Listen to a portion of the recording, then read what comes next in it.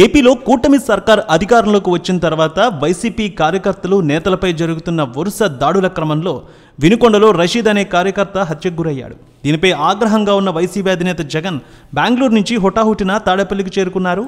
ఈరోజు ఉదయం భారీ వర్షం నేపథ్యంలో రోడ్డు మార్గంలో వినుకొండ బయలుదేరారు జగన్మోహన్ రెడ్డి. అయితే పోలీసులు జగన్కి తాడేపల్లి నుంచే చుక్కలు చూపిస్తున్నారు. ఉదయం తాడేపల్లి నుంచి పార్టీ ప్రజాప్రతినిధులు నేతలతో కలిసి వినుకొండ వెళ్లేందుకు వైఎస్ జగన్ తాడేపల్లి నివాసం నుంచి బయలుదేరారు. ఆయనకు పాత బుల్లెట్ ప్రూఫ్ వాహనం కేటాయించడంతో దాన్ని కాదని జగన్ మరో ప్రైవేట్ వెహికల్లో వినుకొండ బయలుదేరారు. అయితే జగన్ వెంట ఎప్పుడూ నాయకులు ఉంటారనేది తెలిసిందే. అయితే జగన్ వెంట బయలుదేరిన వైసీపీ నేతలు, ఎంపీలు, ఎమ్మెల్యేలను పోలీసులు ఎక్కడికక్కడ అడ్డుకున్నారు. వైఎస్ జగన్ వెంట పార్టీ నేతలు వెళ్లకుండా పోలీసులు ఆంక్షలు విధించారు. దీంతో జగన్తో పాటు వినుకొండ బయలుదేరిన మాజీ మంత్రులు, ఎంపీలు, ఎమ్మెల్సీలు, మాజీ ఎమ్మెల్యేలు ఇబ్బందులు పడుతున్నారు. తాడేపల్లి, మంగళగిరి, గుంటూరులోని పార్టీ నేతల వాహనాలు ఆపేసిన పోలీసులు మీకు మాత్రం అనుమతి లేదని తెలియజేస్తున్నారు. కేవలం జగన్మోహన్ రెడ్డిని మాత్రమే అనుమతించారు. మరోవైపు గుంటూరు రేంజ్ ఐజీ సర్వశ్రేష్ఠ త్రిపాఠి జగన్ పర్యటన నేపథ్యంలో పలు సూచనలు కూడా చేశారు. వినుకొండలో 144 సెక్షన్ అమల్లో ఉందన్నారు.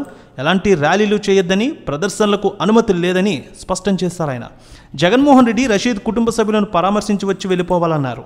జన సమీకరణ చేయడం, ప్రదర్శనలు మాత్రం ఎలాంటివి చేయొద్దన్నారు ఆయన. ప్రస్తుతం వినుకొండ పట్టణంలో పరిస్థితి ప్రశాంతంగా ఉందని, అనవసరంగా ఎవరూ రోడ్లపైకి రావద్దన్నారు. దారుణ హత్యకు గురైన వైఎస్ఆర్సీపీ కార్యకర్త రషీద్ కుటుంబ సభ్యులను మాజీ సీఎం జగన్మోహన్ రెడ్డి పరామర్శించనున్నారు. మరికొద్దిసేపట్లో కుటుంబాన్ని కలవనున్నారు ఆయన. శుక్రవారం జరగనున్న రషీద్ అంత్యక్రియలకు కూడా ఆయన హాజరవుతారని తెలుస్తోంది. వినుకొండ ఘటనను జగన్ తీవ్రంగా పరిగణిస్తున్నారు. నడి రోడ్డు మీద అత్యంత కిరాతకంగా రషీద్ను హతమార్చారని, ఈ ఘటన జరిగిన రోజే వినుకొండ మాజీ ఎమ్మెల్యే బొల్లా బ్రహ్మనాయుడుతో జగన్ ఫోన్లో మాట్లాడారు. వివరాలన్నీ తెలుసుకున్నారు. స్థానిక పార్టీ నాయకులంతా వెంటనే రషీద్ కుటుంబానికి అండగా నిలవాలని, వారికి ధైర్యాన్ని ఇవ్వాలని సూచించారు. నిన్నటి నుంచి నాయకులు కూడా నివాసం దగ్గరే ఉన్నారు. తాజాగా ఇప్పుడు ఆయన రంగంలోకి దిగడం చూస్తుంటే జగన్ మరో ఓదార్పు యాత్ర చేసేందుకు సిద్ధమయ్యారనే తెలుస్తోంది. రేణుక ఎల్లమ్మ తల్లి ఆశీస్సులతో ఫోన్ ద్వారా జ్యోతిష్యం చెప్పబడును. గురూజీ శ్రీనివాసరాజు.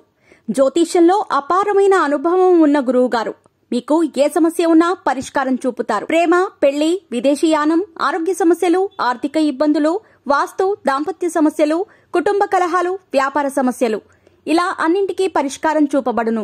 మీరు ఫోన్ ద్వారా లేదా వాట్సాప్ ద్వారా గురూజీని కాంటాక్ట్ అవ్వచ్చు. మీ డేట్ ఆఫ్ బర్త్, మీ ఫోటో బట్టి జ్యోతిష్యం చెప్పబడును. మీరు ఎక్కడెక్కడో జ్యోతిష్యం చేపించుకుని నిరాశలో ఉన్నారా? ఒకసారి ఈ గురువు గారిని సంప్రదించండి. మీ సమస్యకు పరిష్కారం పొందండి. Cell number 7098888511